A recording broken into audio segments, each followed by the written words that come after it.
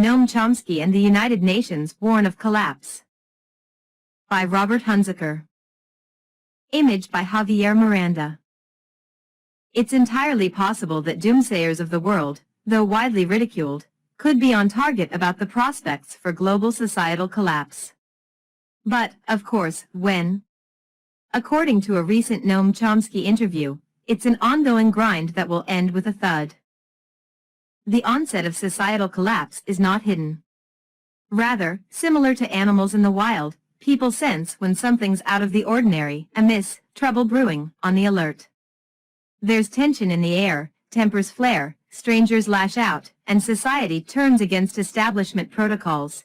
It's the antithesis of the adventures of Ozzie and Harriet, 1952 to 1966, and Father Knows Best, 1954 to 1960. Instead, it's Mad Max, 1979, Redux. It is today's world, and people sense trouble, something's not right. As for confirmation of those haunting feelings that something's not right, a recent UN report discusses prominent risks of global collapse. UN 2022 Global Assessment Report on Disaster Risk Reduction, aka JAR 2022D/D May 2022, more on this later.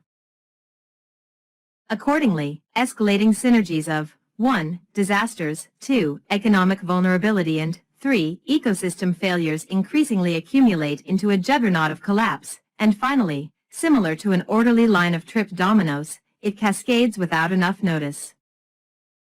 On the heels of the recent UN warning, Noam Chomsky also echoes the central premise of doomsayers. The challenge ahead is beyond anything humans have ever faced. The fate of life on the planet is now at hand. Chomsky, principal speaker for the American Solar Energy Society 51st Annual Conference, University of New Mexico, June 21, 2022. Chomsky is an iconic fixture of the left known for strength of character, brilliance, and omniscience. His opening statement at the conference, "We are at a unique moment in human history. Decisions that must be made right now will determine the course of future history if there is to be any human history, which is very much in doubt. There is a narrow window in which we must implement measures to avert cataclysmic destruction of the environment." Chomsky questions survivability of humanity with one key sentence, as follows: "If there is to be any human history, which is very much in doubt." This statement didn't come from George Carlin in one of his cynical monologues on American ethics or morals. It's Noam Chomsky, the Father Knows Best figure of academia. Chomsky speaks the same sentiments as the doomsayers of the world and in concert with an unlikely but factual United Nations doomsayer analysis, which is much deeper and scarier than publicly realized. More on that to follow. Are they onto something? Chomsky, the facts are clear. There are two major issues in front of us. The immediate crisis is severe. The crisis is coming to a head in Washington, D.C., capital of the most powerful nation/state in world history. The fate of the world hangs in the balance of what happens in Washington. It's not a secret. Indeed, New York Times energy environment correspondent Coral Davenport described a long, carefully executed campaign to destroy organized human life on Earth in a recent NYT article. Republican drive to tilt courts against climate action reaches a crucial moment. NYT, June 19, 2022. Chomsky admits the Times article may seem outrageous, but he feels it is completely accurate. As explained therein, the campaign has been carried out meticulously for years by the energy system. It's enormous in institutional breadth, including fossil fuel companies, banks and other financial institutions, and a large part of the legal community. It also has an international base of support called NATO. It's not widely known, but in the post-Cold War era NATO formally undertook an expanded mission based upon the following dictum by the Secretary General: to guard pipelines that transport oil and gas that is directed for the West, and more generally to protect sea routes used by tankers and other crucial infrastructure of the energy system. Source: NATO Secretary General Jaap de Hoop Scheffer, 2004 to 2009, outlining NATO's mission at NATO conference. The energy system campaign has a strong political base in the Republican Party, especially since 2009. The McCain platform, 2008, included a climate program until the Koch brothers got involved and refused to tolerate it, launching a huge juggernaut bribery, intimidation, and enormous lobbying campaign to stop it, and going so far as to create a fake citizens group in opposition. They were successful. Regarding Washington Today and Davenport's column, the Supreme Court, which is reactionary, will consider measures that restrict the use of fossil fuels to limit the effects of environmental destruction. If they strike down EPA authority, it'll become a precedent for others winding their way through the legal system. Addendum: subsequent to Chomsky's speech, the far-right court hammered the EPA, clobbering prospects for a green future in favor of a very dark world order. According to Chomsky, for most of history Homo sapiens lived in harmony with nature, until August 6, 1945, the day that taught two stark lessons. 1. Human capacity reached a level to destroy everything. 2. Very few seem to care. The upshot: now, we are at the point when the major institutions of organized society are intent on destroying organized human life on Earth and the millions of other species. And too few seem to care enough to stop it. The famous Doomsday Clock, University of Chicago, was reset during the Trump administration at 2 minutes to midnight for the first time since 1953. Now at 100 seconds. It will be set again in January, and Chomsky believes a good case can be made to move the second hand even closer to midnight, which is the final hour when humanity self-destructs either with a bang or suffocation. In addition to the primary concerns surrounding the dictates of the Doomsday Clock of a growing threat of nuclear war and of failure to prevent lethal global heating, a new concern has been added: the deterioration of rational discourse. Unless that gap can be closed, there's no hope of closing the dread in time to save ourselves. Moreover, for Chomsky, there's a deeper question. It is the famous Fermi paradox. In brief, where are they? Enrico Fermi, 1901 to 1954, was a distinguished astrophysicist, Nobel Prize in Physics, 1938, and he felt certain about the reality of a huge number of planets with conditions to sustain life to lead to higher intelligence, and that we were within reach of advanced communication. But we cannot find a trace of them out there. So, where are they? According to Chomsky, one response that has been proposed and cannot be dismissed is that higher intelligence has actually developed numerous times throughout the eons, but has always proven to be lethal. Similar to today's merry-go-round tinkering with fission and excessive levels of greenhouse gases, they discovered the means for self-annihilation but did not develop the moral capacity to prevent it. Perhaps that is inherent with higher intelligence. We are now confronted with whether that principle holds for modern humans. Watch out below. The UN's JAR 2022 defines risks of an impending collapse of global society unless drastic remedial measures are adopted on a worldwide coordinated basis. However, get real, what are the odds of a worldwide coordinated effort? The risk of global collapse, as dealt with in the UN Global Assessment Report or JAR 2022, has received little or no media attention. Yet, it is the first ever UN flagship global report with findings that current global policies are accelerating the collapse of human civilization.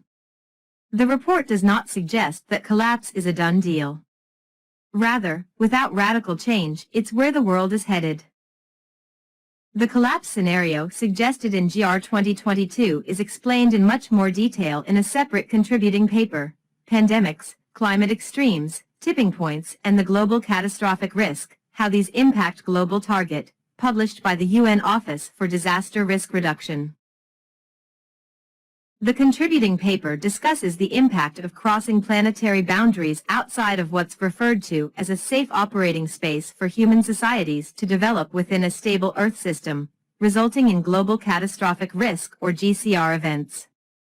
GCR events are defined as those events that lead to more than 10 million fatalities or more than $10T in damages. The UN papers do not specify whether any of several collapse scenarios has actually begun, but according to the report, the world is clearly tending dangerously towards these collapse scenarios. No precise timetables are given. Are the UN reports watered down? The following article addresses the issue of tampering with UN reports. Nafiz Ahmed, Special Investigations Reporter, Byline Times. UN warns of total societal collapse due to breaching of planetary boundaries. Defend Democracy Press, May 26, 2022.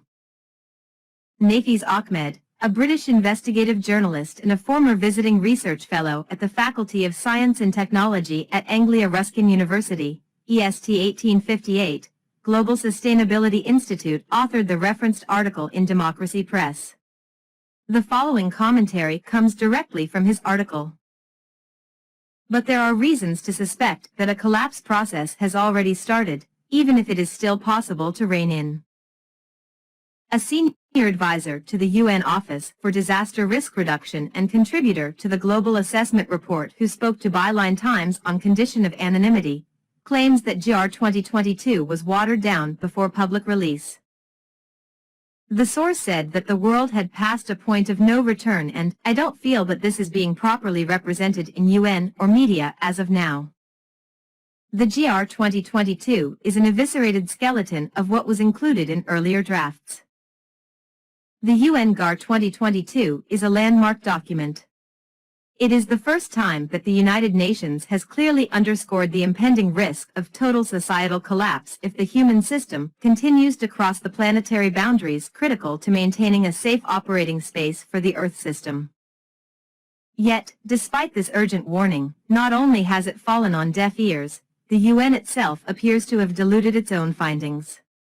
Like the fictional film Don't Look Up, we are more concerned with celebrity gossip and political scandals, seemingly unable, or unwilling, to confront the most important challenge that now faces us as a species. Either way, these UN documents show that recognizing the risk of collapse is not about doom-mongering, but about understanding risks so we can make better choices and avoid worst-case outcomes. As the report acknowledges, there is still much that can be done. But the time for action is not after 2030. It's now.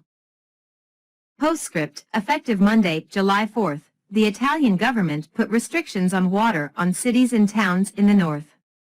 The Po River, a source for agriculture, is at a 70-year low.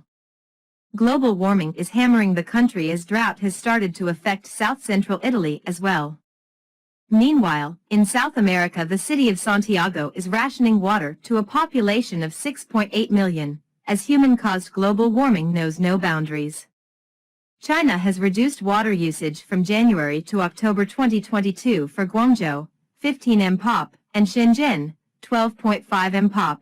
Because the East River is down 50%, the U.S. Bureau of Reclamation is rationing some of the 7 southwestern states as Lake Mead approaches the dead pool, getting frighteningly close. Only recently the Bureau demanded cuts by all 7 states within 60 days in what's considered an emergency situation. For additional factual evidence of spreading drought worldwide, Google these articles. 1. World drought gets worse, cities ration, May 8, 2022, or 2. Drought clobbers the world, August 27, 2021. The world climate system is no longer normal. What does it take to get governments of the world to unify a global plan to combat their own destruction? For decades, leaders of the world have failed to take global warming seriously. What now? Then again, as suggested by Professor Chomsky, we'll find out if the Fermi paradox holds true for modern humans, as it has, in theory, for advanced, higher intelligent civilizations over eons. But, that's lights out, so what's to find out? Robert Hunziker lives in Los Angeles and can be reached at rolhunziker@gmail.com. New from Counterpunch.